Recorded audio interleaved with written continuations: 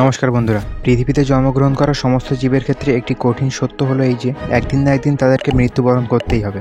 But আমাদের পৃথিবীতে কিছু এমন জানোয়ারও আছে যারা মৃত্যুর পরেও বেঁচে থাকতে পারে। আবার কিছু এমন জানোয়ারও আছে যাদের যদি আপনি হাত পা কেটে ফেলেন তবুও সে মানুষের নখের মতো আবার সেগুলি ডেভেলপ করে ফেলবে। আজকের এই ভিডিও এমনই সব রোমাঞ্চকর জানোয়ারদের নিয়ে যারা মরার পরেও বেঁচে উঠতে পারে, বা বলা যায় যাদের কাছে মৃত্যু আসার আগে তাদের পারমিশন নেয়, সেই সমস্ত জানোয়ারদের নিয়ে আজকের এই ভিডিওটি শেষ পর্যন্ত দেখার অনুরোধ রইল। নাম্বার 10, অ্যালিগেটরস।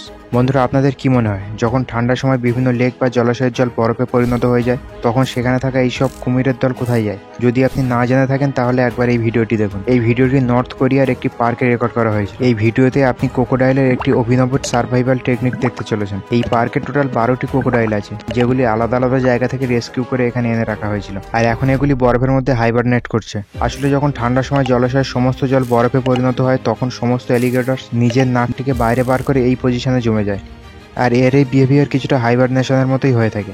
বাট এটি হাইবারনেশন নয়, এটিকে বলা হয় ব্রুমেশন। বন্ধুরা, দেখতেই পাচ্ছেন যে হলো এমন একটি পজিশন যেখানে বরফে জমে যাওয়া সত্ত্বেও অ্যালিগেটর আরামসে শ্বাস প্রশ্বাস নিয়ে বেঁচে থাকতে পারে, আর এই সময় এদের বডি প্রসেস যেমন হার্টবিট, ব্রিদিং এসব কিছুটা কম হয়ে যায়। Number 9, jellyfish.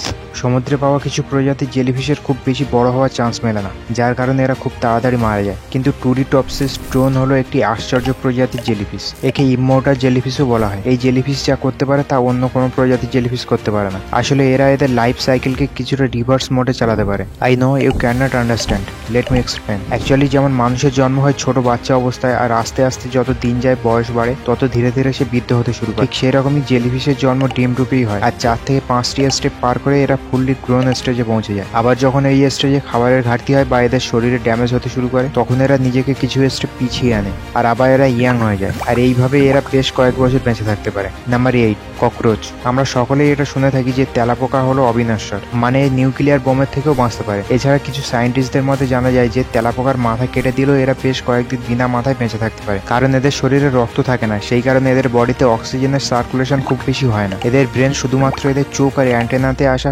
Mind sensor handle করে। Number 7, chicken. বন্ধুরা, মানুষের মতো চিকেনেরও সার্কুলেশন সিস্টেম খুবই কমপ্লেক্স হয়, মানে আমরা আমাদের মাথা ছাড়া বাঁচতে পারবো না। কিন্তু যখন কথা আসে চিকেনের, তো তার বিষয় একটু আলাদা। আপনি শুনে চমকে যাবেন যে চিকেন বিনা মাথায়ও বেঁচে থাকতে পারে। এই ভিডিওটি তারই প্রমাণ।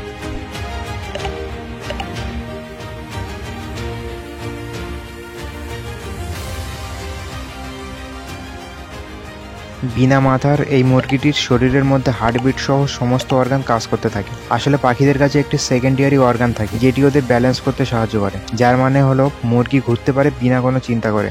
আর আপনাকে জানিয়ে দিই যে এই মুরগিটি 18 মাস পর্যন্ত বেঁচে ছিল বিনা মাথায়। Number 6, salamander. বন্ধুরা, একে দেখতেও খুবই কিউট লাগে, বাট আপনি জানলে অবাক হবেন যে এরা মানুষকেও খেয়ে ফেলতে পারে। কিছু কিছু সময় এরা নিজের প্রজাতির স্যালামান্ডারকেও খাওয়ার জন্য কেটে ফেলে, কিন্তু এতেও এদের কোনো ক্ষতি হয় না, কারণ এই প্রজাতি এদের শরীরের যে কোনো অঙ্গকে পুনরায় বিকশিত করতে পারে। Number 5, frog. বন্ধুরা, মৃত্যু সবসময় আচমকাই আসে না, বরং কখনো কখনো মানুষ ধীরে ধীরে ফ্রিজিং বরফের মতো মৃত্যুর দিকে এগিয়ে যেতে থাকে। কিন্তু কথা যখন আসে উড ফ্রগের, তো এরা সম্পূর্ণ আলাদা। এদের হাইবারনেশনের সময় নিজের শরীরের 2 থেকে 3 অংশ সম্পূর্ণ বরফে পরিণত হয়ে যায়। এই সময় যদি আপনি এদের হাতে করে তোলেন তো দেখবেন এটি সম্পূর্ণ একটি বরফের মতো লাগছে। এছাড়া ওদের হার্টবিটও বন্ধ হয়ে যায়, আর শরীরের রক্ত চলাচলও বন্ধ হয়ে যায়। টেকনিক্যালি একরকম এরা মারাই যায়, আর এই অবস্থাতেই এরা 0 ফারেনহাইটের টেম্পারেচারে 6 মাস পর্যন্ত বেঁচে থাকতে পারে। আর কিছু সায়েন্টিস্টদের মতে এরা এর থেকেও কম টেম্পারেচারে বেঁচে থাকতে পারে, আর সঠিক সময় এলে এরা আবার নর্মাল জীবনযাপন শুরু করে।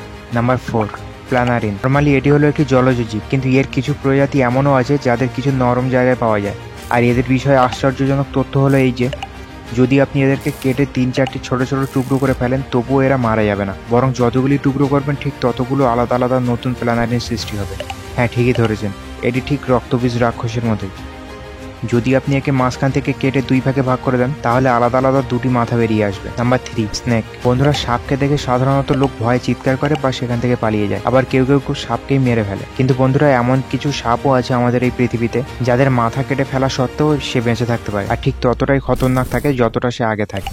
আসলে সাপেদের শরীরে কিছু মাসলসে মরার পরেও এনার্জি থেকে যায়, যেটি ব্যবহার করে ওরা শেষ নিঃশ্বাস পর্যন্ত নিজেকে বাঁচানোর চেষ্টা করে। আর এই সময় যদি কেউ এদের কাছে যায় তো এরা নিজের বিষ তাদের শরীরে ঢেলে দেওয়ার চেষ্টা করে। করে। তো বন্ধুরা, যদি কখনো কোনো মাথা কাটা সাপ দেখেন তো সোশ্যাল মিডিয়ায় চক্করে পড়ে কখনো সেটি হাতে তুলবেন না। এটি খুবই বিপজ্জনক হয়। নাম্বার 2, বিষ। বন্ধুরা, কীট পতঙ্গের নার্ভাস সিস্টেম খুবই অদ্ভুত হয়, যার কারণে এদের সাথে আজব অদ্ভুত ঘটনা ঘটতে থাকে। আমরা সকলেই জানি যে কিছু কিছু সময় মৌমাছির অধিক কামড়ের ফলে মানুষের মৃত্যু পর্যন্ত হতে পারে। আবার এর বিপরীত যদি মৌমাছি মারা যায় তাহলে সে আবার বেঁচেও থাকতে পারে। আসলে এদের নার্ভাস সিস্টেম ডিসেন্ট্রালাইজড হয়, যার কারণে যখন মৌমাছি কোনো মানুষকে ডাঙ্ক মারে তো তার বিষ ওই মানুষের শরীরে ছড়িয়ে পড়ে। এই জন্য তাজা কেটে ফেলা মৌমাছি দেখে আপনি যদি তাকে হাতে তোলেন তখন তার একটি ডাঙ্ক আপনার জন্য খুবই মূল্যবান হতে পারে। Number 1, dancing squid. বন্ধুরা, ইমাজিন করুন যে আপনি একটি রেস্টুরেন্টে খাবার খেতে গেছেন, আর অর্ডার করার পর যখন ওয়েটার খাবার নিয়ে আসেন তারপর আপনি সেটা খাওয়ার আগে তার উপরে একটু সোয়া সস ঢালেন, আর ঠিক তখনই যদি সেই ডিশকে ডান্স করতে দেখেন তাহলে আপনার রিয়াকশন কেমন হবে? আসলে এমনই একটি ডিশ জাপানের একটি রেস্টুরেন্টে খুবই ফেমাস। আপনারা সকলে জেনেই থাকবেন যে সোয়া সস খাবারের স্বাদ আরো দ্বিগুণ বাড়িয়ে দেয়, কিন্তু আপনারা যেটা জানেন না সেটা হলো এই যে সোয়া সস এত পাওয়ারফুল হয় যে একটি স্কুইডের জীবন বাঁচাতে পারে।